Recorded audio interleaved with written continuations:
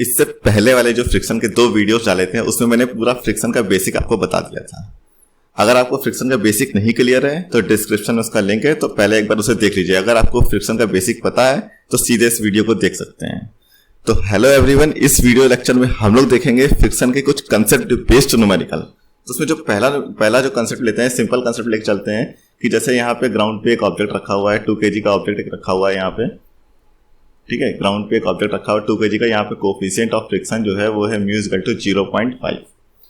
यहाँ पे फोर्स लग रहा है, एक पुशिंग फोर्स लग रहा है जो कि है कितना 40 न्यूटन, जो कि वर्टिकल से एंगल बना रहा है 53 डिग्री। यहाँ वर्टिकल से 53 डिग्री का एंगल बनाते हुए लग रहा है। और एक पुलिंग फोर्स लग रहा है जो कि लग रहा है 10 न्यूटन का, जो हॉरिजॉन्टल से एंगल बना रहा है 37। तो क्वेश्चन यहाँ पे पूछा जाता है कि क्या ये ऑब्जेक्ट, क्या ये ब्लॉक मूव करेगा, क्या ये ब्लॉक मूव करेगा, विल इट मूव।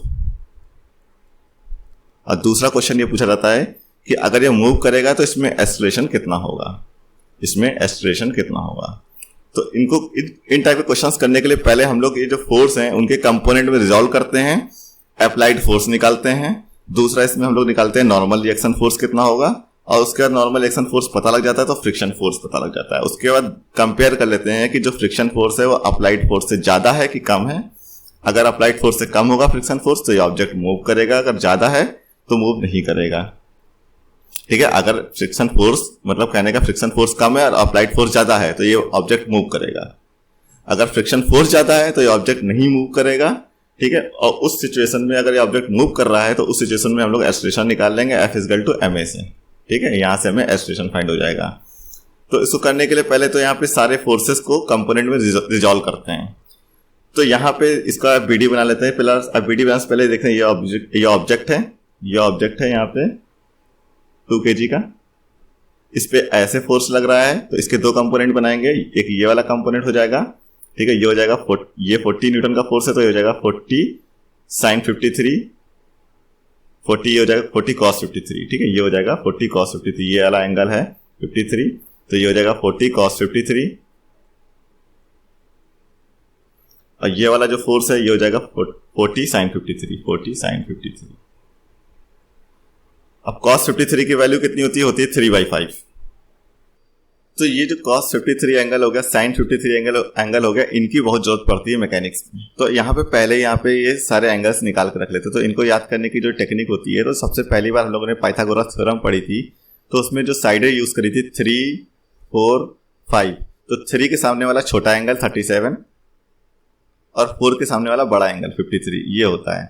अब यहाँ से सारी वैल्यूज निकल जाएंगी। तो cos 53 अगर पूछा जाएगा तो cos 53 हो जाएगा यहाँ पे 3/5। sin 53 पूछा जाएगा, sin 53 हो जाएगा 4/5। उसी तरह cos 37 अगर पूछा जाएगा तो ये हो जाएगा 4/5 और cos 53 हो जाएगा 3/5। इस तरह से लिख के रख लेते हैं पहले। अब यहाँ पे जो फोर्सेस दे रखे हैं इनको इनके कंपोनेंट में रिजॉल्व करते हैं, ठीक है। तो ये जो 40 cos 53 है ये हो जाएगा यहाँ पे 24 न्यूटन, 40 sin 53 है ये हो जाएगा यहाँ पे 40 न्यूटन, ठीक।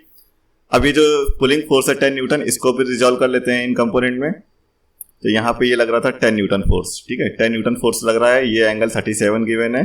तो ये वाला जो फोर्स हो जाएगा ये हो जाएगा 10 cos 37 यहाँ पे हो जाएगा 8 न्यूटन। उसी तरह ये जो वर्टिकल अपवर्ड डायरेक्शन में जो फोर्स लग रहा है ये हो जाएगा 10 sin 37। तो 10 sin 37 को सॉल्व करेंगे तो हो जाएगा 6 न्यूटन। अब ये इतने सारे फोर्सेस जो हैं इनको इनके कंपोनेंट में रिजॉल्व कर लेते हैं, ठीक है। उससे फिर हम लोग नॉर्मल रिएक्शन फोर्स पता कर लेंगे क्या है। जब नॉर्मल रिएक्शन फोर्स मिल जाएगा तो यहाँ पे फ्रिक्शन फोर्स निकाल लेंगे। ये स्टैटिक लिमिटिंग मैक्सिमम फ्रिक्शन मिलेगा, वो कितना मिल जाएगा, वो मिल जाएगा म्यू इंटू एन, ये मिल जाएगा। यहाँ पे कोफिशिएंट ऑफ फ्रिक्शन जो है वो 0.5 है, ठीक है। तो ये और उसके बाद फिर यहाँ से जो हॉरिजॉन्टल फॉरवर्ड डायरेक्शन जो अप्लाइड फोर्स है ये मिल जाएगा क्या है। तो अगर ये देख लेंगे जो फ्रिक्शन फोर्स है ये अप्लाइड फोर्स से कम है तो ये ऑब्जेक्ट क्या है, मूव करेगा। अगर ज्यादा है तो ये ऑब्जेक्ट मूव नहीं करेगा, ठीक है। तो ये अच्छा ये sin 53 है, sin 53 कितना हो जाएगा 4/5। तो 4/5 जब इसको सॉल्व करेंगे तो ये हो जाएगा 4/5। तो जब इसको सॉल्व करेंगे तो यहाँ हम लोग को मिलेगा 32 न्यूटन। ये थोड़ी सी मिस्टेक थी, ठीक है। 32 न्यूटन यहाँ पे जो फोर्स है ये लग रहा है। तो अब यहाँ पे इसका एफबीडी डायग्राम बना लेते हैं। एफबीडी डायग्राम जब बनाएंगे तो इसमें देखिए ये ऑब्जेक्ट है 2 kg का, नीचे की ओर जो फोर्स लग रहा होगा 2 इंटू ग्रेविटेशनल फोर्स यानी कि 20 न्यूटन। ऊपर की ओर जो फोर्स लग रहा है वो लग रहा है 6 न्यूटन, और नीचे की ओर एक और ये लग रहा है 24 न्यूटन का फोर्स नीचे की ओर लग रहा है, तो ये हो जाएगा 24 न्यूटन नीचे की ओर लग रहा है, तो प्लस 24 न्यूटन कर दिया। तो नेट फोर्स यहाँ लग रहा है जो कि नीचे की ओर लग रहा है वो लग रहा है 44 न्यूटन। उसी तरह फ्रिक्शन फोर्स लग रहा होगा इधर, और इस डायरेक्शन में लग रहा है 8 न्यूटन प्लस ये जो 32 न्यूटन निकल के आया 32 न्यूटन, ये इस डायरेक्शन में लग रहा है। तो टोटल इस डायरेक्शन में जो फॉरवर्ड डायरेक्शन में जो फोर्स लग रहा है इस डायरेक्शन में वो कितना लग रहा है, वो लग रहा है 40 न्यूटन। ठीक है, अब यहाँ से ये हम लोग निकाल लेते हैं, सारे फोर्सेस पता लग गए हैं। तो यहाँ पे नॉर्मल रिएक्शन फोर्स कितना हो जाएगा, देखिए ऊपर लग रहा है 6, नीचे लग रहा है कितना 44, तो नेट फोर्स नीचे जो लग रहा है वो 38 न्यूटन हो जाएगा ना। 44 माइनस 6 इक्वल टू 38, तो यही हो जाएगा नॉर्मल रिएक्शन फोर्स। तो नॉर्मल रिएक्शन फोर्स हो गया कितना 38 न्यूटन। फॉरवर्ड अप्लाइड फोर्स कितना है, फॉरवर्ड अप्लाइड फोर्स हो जाएगा ये कितना 8 प्लस 32 यानी कि 40 न्यूटन। 40 न्यूटन हो गया फॉरवर्ड डायरेक्शन अप्लाइड फोर्स हो गया। अभी जो फ्रिक्शन फोर्स हो गया वो ये कितना होगा, फ्रिक्शन फोर्स यहाँ पे हो जाएगा एफएस इक्वल टू ये जो कि स्टैटिक लिमिटिंग फ्रिक्शन है, मैक्सिमम फ्रिक्शन निकल के आएगा, ये कितना है 0.5 इंटू नॉर्मल रिएक्शन, ये 38 न्यूटन, तो ये हो जाएगा 19 न्यूटन, 19 न्यूटन हो जाएगा फ्रिक्शन फोर्स। अब देखिए फ्रिक्शन फोर्स जो है ये कम है किससे, अप्लाइड फोर्स से, यानी कि यहाँ पे जो ऑब्जेक्ट है ये मूव करेगा, ऑब्जेक्ट मूव करेगा। ठीक है, अब मूव करेगा तो इसमें क्या होगा, इसमें आएगा एस्ट्रेशन। एस्ट्रेशन वो कितना होगा वो फाइंड करते हैं, तो यहाँ पे लगाते हैं न्यूटन का सेकंड लॉ। न्यूटन का सेकंड लॉ लगा देंगे तो यहाँ पे हमें एस्ट्रेशन मिल जाएगा। तो न्यूटन का जो सेकंड लॉ था वो क्या था, F इक्वल टू ma। ठीक है, net F net equal to ma, F net equal to ma mass into acceleration. Net force कितना लग रहा है फॉरवर्ड, नेट फोर्स लग रहा है F minus FS equal to 2 into A, ये हो जाएगा 40 minus 19 equal to 2 into A। तो यहाँ से हम लोग को A इक्वल टू मिल जाएगा, यहाँ से equal to 2A equal to मिल जाएगा 21, A इक्वल टू मिल गया 10.5 मीटर पर सेकेंड स्क्वायर, ये हो गया आंसर इसका। ठीक है, तो ऑब्जेक्ट में जो एक्सप्रेशन हो जाएगा वो हो जाएगा 10.5 मीटर पर सेकेंड स्क्वायर। तो इसमें जो नेक्स्ट टॉपिक जो नेक्स्ट कंसेप्ट देखते हैं वो देखते हैं motion on a inclined plane. ठीक है, काफी इंपॉर्टेंट और काफी मेरा फेवरेट टॉपिक है, motion on a inclined plane. जो अब देखते हैं हम लोग motion on a inclined plane, on a inclined plane. तो इसमें होता क्या है बेसिकली, जैसे यहाँ पे ये एक इंक्लाइंड प्लेन है ये, ठीक है, जिसका एंगल ऑफ इंक्लिनेशन है 37 डिग्री। यहाँ पे अगर एक ऑब्जेक्ट रखा हुआ है जिसका मास m है, तो नीचे फोर्स लग रहा होता है mg, और यहाँ पे ये लग रहा होता है नॉर्मल रिएक्शन फोर्स। ठीक है, इस नॉर्मल रिएक्शन के जो पीछे बढ़ाते हैं तो ये फोर्स हो जाता है mg cos 37, mg cos 37। अब ये ऑब्जेक्ट अगर जस्ट चलने की सिचुएशन में होता है, ठीक है, तो ये जो कंपोनेंट होगा ये हो गया mg sin 37। अगर ये जस्ट चलने की सिचुएशन में होता है तो पीछे फ्रिक्शन फोर्स जो लग रहा होता है वो होता है मैक्सिमम स्टैटिक लिमिटिंग फ्रिक्शन। तो इस सिचुएशन में क्या होता है कि जो एफएस इक्वल टू होता है वो होता है mg sin 37 के बराबर हो जाता है। तो यहाँ पे जो रेंज ऑफ फोर्स अगर हम लोग को फाइंड करना होता है, रेंज ऑफ फोर्स फाइंड करना होता है, range of force, so that ये जो ब्लॉक है ये स्टिल रहे, मतलब स्टॉप रहे, मूव ना हो सके, ना ऊपर जा सके ना नीचे जा सके। ठीक है, तो यहाँ पे मैक्सिमम और मिनिमम फोर्स फाइंड कर रहे थे। तो वो रेंज ऑफ फोर्स जो होता है वो डायरेक्ट फॉर्मूला इसका लिखा होता है, सब लोग रट लेते हैं। जो रेंज ऑफ फोर्स होती है वो होती है mg sin 37, mg sin 37 minus mu mg cos 37। ठीक है, ये होती है मिनिमम रेंज, ये होती है मिनिमम रेंज फोर्स की। ठीक है, और जो मैक्सिमम रेंज होती है फोर्स की वो होती है mg, बस यहाँ पे प्लस साइन हो जाता है, mg sin 37, mg sin 37 plus mu mg cos 37। ठीक है, तो ये कंसेप्ट ध्यान रखना होता है कि जो रेंज ऑफ फोर्स होती है ये मिनिमम फोर्स होता है। ठीक है, इतना लगना ही चाहिए अगर ये ऑब्जेक्ट को रोके रखना है, और इतना मैक्सिमम फोर्स है जो कि अपवर्ड डायरेक्शन में उनको लगाना पड़ेगा अगर इस ऑब्जेक्ट को रोके रखना है। ठीक है, तो ये होता है मैक्सिमम रेंज फोर्स की होती है। तो इसको थोड़ा सा वैल्यूज लेते हैं, यहाँ पे डिजिट लेते हैं। ठीक है, तो अब इसको देखते हैं। यहाँ पे मान लेते हैं जैसे यहाँ पे एक इंक्लाइंड प्लेन है, ये एक इंक्लाइंड प्लेन है जिसका एंगल ऑफ इंक्लिनेशन है 37 डिग्री, और यहाँ पे एक 2 kg का ऑब्जेक्ट रखा हुआ है, 2 kg का ऑब्जेक्ट यहाँ पे रखा हुआ है, ये 2 kg का ऑब्जेक्ट यहाँ पे रखा हुआ है। तो नीचे की ओर जो फोर्स लग रहा होगा वो लग रहा होगा 20 न्यूटन। ठीक, अब इसी फोर्स को दो कंपोनेंट में रिजॉल्व करते हैं, एक ये वाला कंपोनेंट और एक ये वाला कंपोनेंट। ये एंगल है 37, तो ये हो जाएगा mg cos 37। तो mg cos 37 जब यहाँ निकालेंगे तो ये हो जाएगा 16 न्यूटन, और यहाँ पे हो जाएगा ये mg sin 37, तो ये हो जाएगा 12 न्यूटन। ठीक है, यहाँ पे जो कोफिशिएंट ऑफ फ्रिक्शन है वो दिया है म्यू इक्वल टू 0.2। तो नॉर्मल रिएक्शन फोर्स हो जाएगा ये इसी के जस्ट पीछे, परपेंडिकुलर टू द सरफेस, ये इंक्लाइंड प्लेन है इसके परपेंडिकुलर। अब पीछे की लग रहा होगा, पीछे की डायरेक्शन लग रहा होगा फ्रिक्शन फोर्स Fs।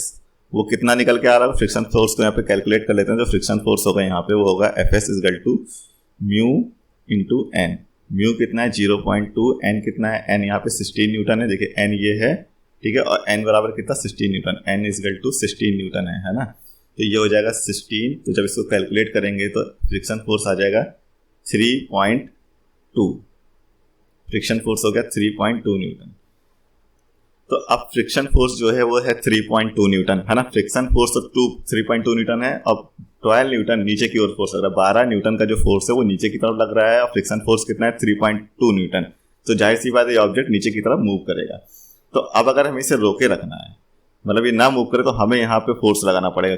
मिनिमम कितना फोर्स लगाना पड़ेगा 3.2 न्यूटन। तो देखिए फोर्स फ्रिक्शन हमें दे ही दे रहा है, 12 न्यूटन नीचे लग रहा है, तो इसमें से 3.2 तो हमें फ्रिक्शन ही दे रहा है। तो कितना मिला, यहाँ मिला 8.8 newton. Minimum F equal to जो 8.8 न्यूटन फोर्स हम अगर लगाएंगे तो इस ऑब्जेक्ट में जो एक्सेलरेशन है, इस ऑब्जेक्ट में जो एक्सेलरेशन है वो रहेगा यहाँ पे 0, ये ध्यान, ठीक है। और यहाँ पे जो फ्रिक्शन फोर्स लग रहा होगा वो लग रहा होगा 3.2 न्यूटन।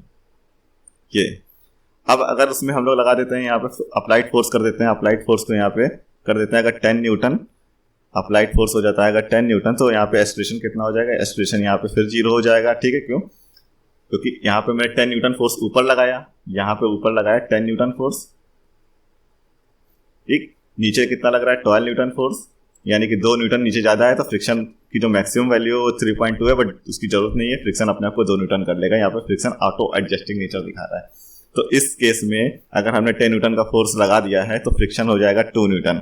ठीक है, अगर ऐसे क्वेश्चन पूछा जाता है कि ऐसे कुछ सिस्टम है ऊपर की ओर अप्लाइड फोर्स 10 न्यूटन का लगाया जा रहा है तो फ्रिक्शन फोर्स कितना है, तो यहाँ पे 3.2 न्यूटन नहीं करना है, यहाँ पे फ्रिक्शन फोर्स हो जाएगा 2n, ठीक है, 2 न्यूटन।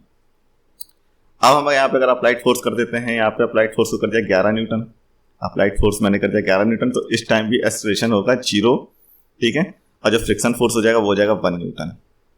ठीक है, यहाँ पे फ्रिक्शन फोर्स 1 न्यूटन अपने आप को ऑटो, यहाँ से फ्रिक्शन अपने आप को ऑटो एडजस्टिंग नेचर दिखा रहा है।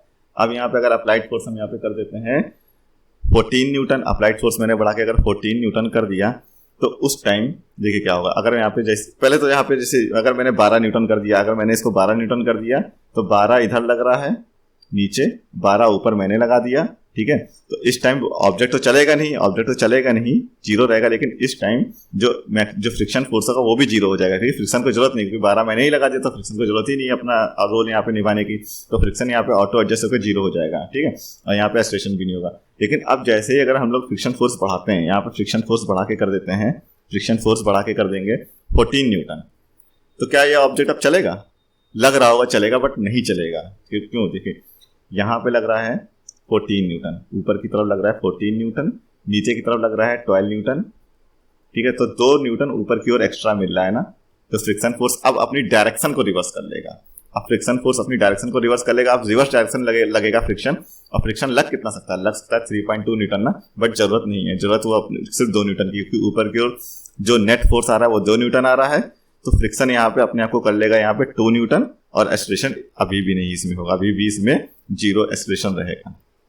अब यहाँ पे जैसे हम फ्रिक्शन फोर्स बढ़ा के कर देते हैं 16 न्यूटन, ठीक है, 16 ही 15 कर देते हैं, यहाँ पे फ्रिक्शन फोर्स बढ़ा के कर देते हैं 15 न्यूटन। ये फ्रिक्शन फोर्स बढ़ाया और 15 न्यूटन कर दिया, तो इस टाइम क्या होगा कि नेट रिजल्टेंट फोर्स जो ऊपर आ रहा है वो 3 न्यूटन आ रहा है ना, 3 न्यूटन आ रहा है, बट फ्रिक्शन फोर्स की जो मैक्सिमम वैल्यू है वो कितनी है 3.2 न्यूटन, यानी कि अभी भी फ्रिक्शन से 3 न्यूटन प्रोवाइड करा देगा नीचे की डायरेक्शन में, ठीक है। तो फ्रिक्शन फोर्स यहाँ नीचे की डायरेक्शन कितना हो जाएगा 3 न्यूटन, और अभी भी एक्सेलरेशन नहीं रहेगा।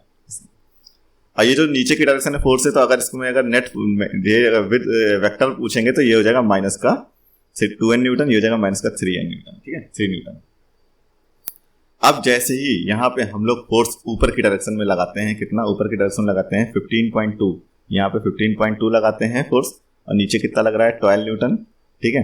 तो ऊपर की डायरेक्शन में नेट फोर्स आ रहा है वो आ गया 3.2 न्यूटन, और 3.2 न्यूटन तुरंत फ्रिक्शन फोर्स पीछे यहाँ पे एक्टिव हो जाएगा। तो यहाँ पे अगर हमने यहाँ पे फोर्स लगा दिया 15.2, फोर्स लगा दिया 15.2 न्यूटन फोर्स लगाया, तो एक्सेलरेशन 0 रहेगा, फ्रिक्शन फोर्स हो जाएगा 3.2 न्यूटन, ठीक है। ये माइनस का साइन बता रहा है कि नीचे की डायरेक्शन में फ्रिक्शन फोर्स है वो है।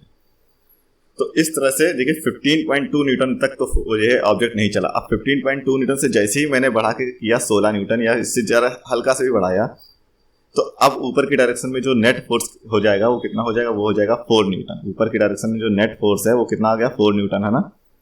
और नीचे मैक्सिमम फ्रिक्शन फोर्स कितना लग सकता है 3.2 न्यूटन। तो हमको रिजल्टेंट जो ऊपर की डायरेक्शन में 0.8 न्यूटन का फोर्स मिल गया ना। अभी 0.8 न्यूटन के फोर्स की वजह से ये जो ऑब्जेक्ट है ये ऊपर की तरफ स्लाइड करेगा। तो इस टाइम इसमें कुछ सर्टेन एक्सेलरेशन की वैल्यू भी होगी, वो कितनी होगी, वो होगी 0.8 डिवाइडेड बाई इसका मास, ठीक है। इतनी होगी एक्सेलरेशन की वैल्यू इसमें। और यहाँ पे जो फ्रिक्शन फोर्स लग रहा होगा वो लग रहा होगा 3.2 न्यूटन नीचे की डायरेक्शन। तो यहाँ पे हमें रेंज ऑफ फ्रिक्शन फोर्स मिल गई। वो कितनी मिली, रेंज ऑफ फ्रिक्शन फोर्स देखिए, जो मिनिमम फ्रिक्शन फोर्स था वो था 8.8 न्यूटन, और जो मैक्सिमम फ्रिक्शन फोर्स था जब ये ऑब्जेक्ट नहीं चल रहा था तो ये थी ये तो हमें रेंज मिल गई। ये होती है रेंज ऑफ फ्रिक्शन, यानी कि 8.8 से लेकर 15.2 न्यूटन के बीच में अगर हम लोग फोर्स लगा रहे हैं इसमें, तो ये ऑब्जेक्ट रुका रहेगा, नहीं चलेगा। अगर इससे कम फोर्स लगेगा तो ये ऑब्जेक्ट नीचे की तरफ जाएगा, ठीक है। अगर इससे ज्यादा फोर्स लग जाएगा तो ये ऑब्जेक्ट ऊपर की तरफ मूव करेगा, ये ध्यान रखना है यहाँ पे, ठीक है। अगर 15.2 न्यूटन से ज्यादा फोर्स हम लोग लगा देंगे ऊपर की डायरेक्शन तो ऑब्जेक्ट ऊपर चल देगा। अगर ये 8.8 न्यूटन से कम फोर्स लगाएंगे हम लोग ऊपर की तरफ तो ये ऑब्जेक्ट नीचे गिरने लगेगा। तो इसे बोलते हैं रेंज ऑफ फोर्स। तो ये 8.8 न्यूटन जो निकाला ये क्या था, ये जो F = 8.8 न्यूटन निकाला ये हम लोगों ने, ये क्या था, ये 12 न्यूटन माइनस फ्रिक्शन फोर्स यानी कि 3.2 न्यूटन, यही तो है ना 8.8। 12 न्यूटन क्या है, 12 न्यूटन तो यहाँ पे ये mg cos 37 यानी कि mg sin 37, ये है mg sin 37, mg sin theta कर देते हैं इसको, mg sin 37 माइनस ये 3.2 क्या है, ये फ्रिक्शन फोर्स है। फ्रिक्शन फोर्स होता है mu mg cos theta cos 37, ठीक है। तो ये देखिए यही तो मिनिमम फोर्स है, यही तो 8.8 न्यूटन आया ना। तो ये मिनिमम रेंज मिल गई फोर्स की। तो ये हो गई मिनिमम रेंज फोर्स की। इस टाइम ऑब्जेक्ट रुका रहेगा, ये हो गया F मिनिमम। और उसी तरह ये जो 15.2 न्यूटन आया है, 15.2 न्यूटन ये क्या है, 15.2 न्यूटन ये है 15.2 न्यूटन, ये क्या है, ये है 12 न्यूटन प्लस 3.2 न्यूटन। 12 न्यूटन क्या है, ये तो mg sin 37 यानी कि mg sin theta plus mu mg cos 37, mu mg cos theta ऐसा करते हैं। तो ये मिल गई फ्रिक्शन की मैक्सिमम, ये मिल गई अप्लाइड फोर्स की मैक्सिमम वैल्यू, यानी कि इस टाइम ऑब्जेक्ट रुका रहेगा। ये मिल गई अप्लाइड फोर्स की मैक्सिमम वैल्यू, इस टाइम ऑब्जेक्ट रुका रहेगा। तो यहाँ पे जो रेंज ऑफ फोर्स कैलकुलेट करवाई जाती है so that object remain stop, मतलब रिमेन वहीं पे अपनी पोजीशन पे रुका रहे। तो वो रेंज ऑफ फोर्स होती है, रेंज ऑफ फोर्स वो याद रखना है, वो होती है इंक्लाइंड प्लेन के लिए होती है mg sin 37, mg sin 37, mg sin theta minus mu mg cos theta, mu mg cos theta, ये होती है मिनिमम रेंज। और जो मैक्सिमम रेंज होती है वो होती है mg sin theta plus mu mg cos theta, ये होती है मैक्सिमम रेंज। तो इसे बोलते हैं रेंज ऑफ फोर्स। तो अब इसमें दूसरा टॉपिक देखते हैं। दूसरा टॉपिक जो है two block connected with a string, two block string problem. ये काफी इंपॉर्टेंट टॉपिक होता है, टू ब्लॉक स्ट्रिंग प्रॉब्लम। इसमें काफी ज्यादा मिस्टेक्स करते हैं नॉर्मली स्टूडेंट्स, ठीक है। टू ब्लॉक स्ट्रिंग प्रॉब्लम हो गया, इसको देखते हैं।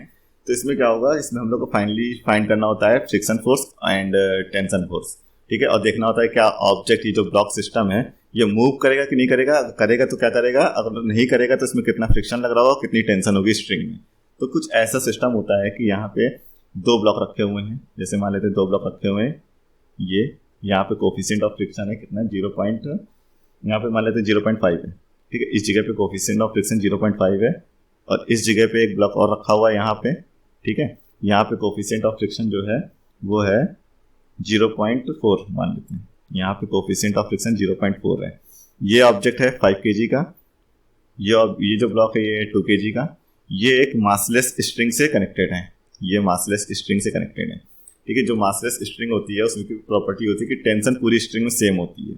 टेंशन अगर हमें यहाँ पे पता करना है तो यहाँ से ऐसे एरो लगा दो, अगर इस जगह पे पता करना है इस जगह से ऐसे एरो लगा दो, हमेशा ग्रेटर देन का एरो लगाया जाता है। ठीक है, तो फ्रिक्शन, तो वहाँ पे वो टेंशन मिल जाता है। अब यहाँ पे टेंशन टी, तो यहाँ पे भी टेंशन टी होगा। क्यों? क्योंकि जो स्ट्रिंग है ये है मासलेस। अब इसमें बोला गया है कि यहाँ पे 25 न्यूटन का एक फोर्स लगा है, ऐसे 25 न्यूटन का फोर्स यहाँ पे ऐसे लगा है, और यहाँ पे लग रहा है 18 न्यूटन का फोर्स, 18 न्यूटन का फोर्स। इसमें जो पूछा जाता है क्वेश्चन की टेंशन कितना होगा स्ट्रिंग में, टेंशन कितना होगा, और ये जो ब्लॉक है यहाँ पे फ्रिक्शन फोर्स कितना लगा होगा, ये पूछते हैं। तो इसमें जो गलतियां हो जाती हैं, सीधे फ्रिक्शन फोर्स यहाँ पे ऐसे कैलकुलेट कर देते हैं। कैसे कैलकुलेट करते हैं? देखिए यहाँ पे फ्रिक्शन फोर्स नॉर्मली लोग इस तरह से कैलकुलेट करते हैं। देखते हैं 5 kg का ब्लॉक है, 5 kg का ब्लॉक है, तो यहाँ हो जाएगा 50 न्यूटन, 50 न्यूटन हो जाएगा, तो ऊपर हो जाएगा कितना, ऊपर भी हो जाएगा 50 न्यूटन। तो यहाँ पे फ्रिक्शन फोर्स कैलकुलेट कर लेते हैं, एफ लगा के एफ इक्वल टू कर देते हैं म्यू इंटू एन, और फ्रिक्शन फोर्स यहाँ पे मिल जाता है 0.4 इंटू 50। ठीक है, तो यहाँ पे इसको सॉल्व कर लेंगे तो यहाँ पे मिल जाएगा हमको 20 न्यूटन। ठीक है, तो ये गलत होता है, इस तरह से नहीं किया जाता है ये।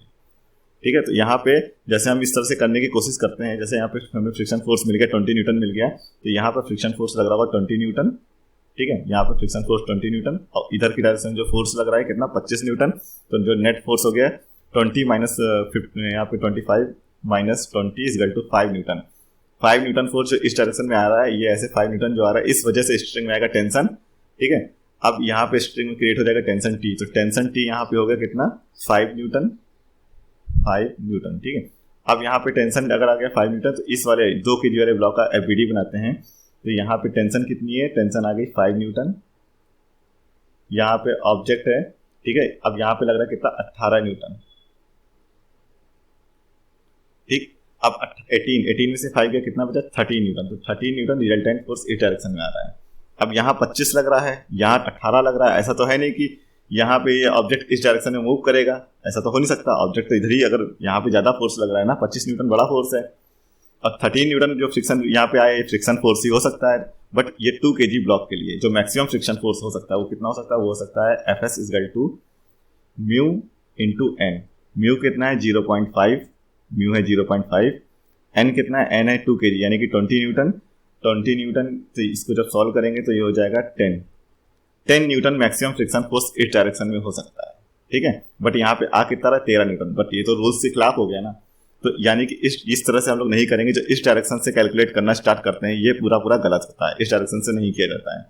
तो हम लोग इसमें करते हैं क्या है कि जिस डायरेक्शन में स्मॉलर फोर्स वर्क कर रहा होता है, स्मॉलर फोर्स यहाँ पे वर्क कर रहा होता है, ठीक है, वहां से हम लोग कैलकुलेट करते हैं फ्रिक्शन। उधर से हम लोग हमेशा कैलकुलेट करेंगे फ्रिक्शन फोर्स। यहाँ पे 18 न्यूटन स्मॉलर फोर्स है, तो 18 न्यूटन की साइड से फ्रिक्शन फोर्स कैलकुलेट करेंगे, तब देखेंगे कि यहाँ पे कितना फ्रिक्शन लग रहा है। अभी जो इस सिचुएशन हम लोग ने 20 न्यूटन फ्रिक्शन फोर्स निकाला था 5 kg के लिए, ये गलत है। यहाँ पे ये 5 kg ब्लॉक के लिए जो फ्रिक्शन फोर्स है वो 20 न्यूटन नहीं होगा, वो तो 20 न्यूटन तो मैक्सिमम फ्रिक्शन फोर्स है। बट यहाँ पे फ्रिक्शन फोर्स यहाँ पे ऑटो एडजस्टिंग नेचर दिखाएगा, तो देखने कितना होगा। तो इसको कैलकुलेट करते हैं। यहाँ पे जो ब्लॉक रखा हुआ है 2 kg का ब्लॉक रखा हुआ है, ठीक है, 2 kg का ब्लॉक है। यहाँ पे 18 न्यूटन का फोर्स लग रहा है, तो यहाँ पे फ्रिक्शन फोर्स कितना हो जाएगा, ये कितना 0.5, तो फ्रिक्शन फोर्स यहाँ पे लग रहा है 10 न्यूटन। यहाँ पे फ्रिक्शन फोर्स लग रहा है 10 न्यूटन। ठीक है, तो यहाँ पे जो स्ट्रिंग में टेंशन हो जाएगी वो कितनी हो जाएगी, स्ट्रिंग में टेंशन ये 10 ये 18, तो 18 minus 10 is equal to 8 newton. 8 newton जो है ये स्ट्रिंग में टेंशन आ जाएगी। ठीक है, इसका एफबीडी बनाएंगे तो कितना, इधर 18 इधर टी, और फ्रिक्शन फोर्स इस डायरेक्शन में इधर 10 न्यूटन। ठीक है, तो T plus 10 is equal to हो जाएगा 18, तो T इज इक्वल टू हो जाएगा 18 minus 10, tension is equal to हो जाएगा यहाँ पे 8 न्यूटन। यहाँ से इस तरह से हम लोग निकालते हैं टेंशन फोर्स। तो स्ट्रिंग में टेंशन कितनी हो गई, वो हो गई 8 न्यूटन। यहाँ पे एक दूसरा ब्लॉक रखा हुआ है 5 kg का, ठीक है, यहाँ पे लग रहा है 25 न्यूटन का फोर्स, इस जगह पे लग रहा है 25 न्यूटन का force.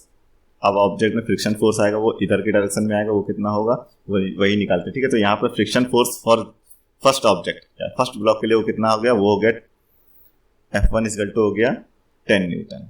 Tension is equal to कितना हो गया 8 न्यूटन। ये इतना मिल गया हमें। ठीक है, तो इसका एफबीडी बनाते हैं। इसका एफबीडी बनाएंगे तो ये हो जाएगा 25 न्यूटन इधर,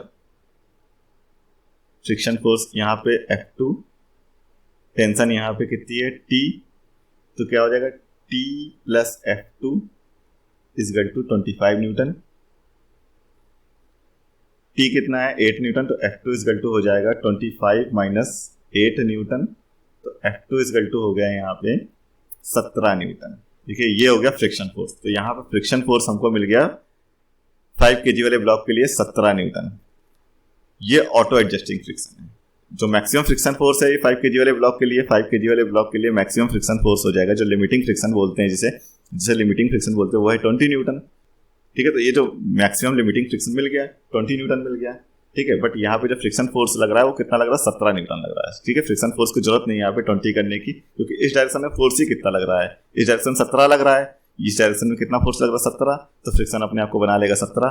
अगर इस डायरेक्शन में 20 फोर्स लग रहा होता नेट, तो यहाँ फ्रिक्शन अपने को 20 बना लेता।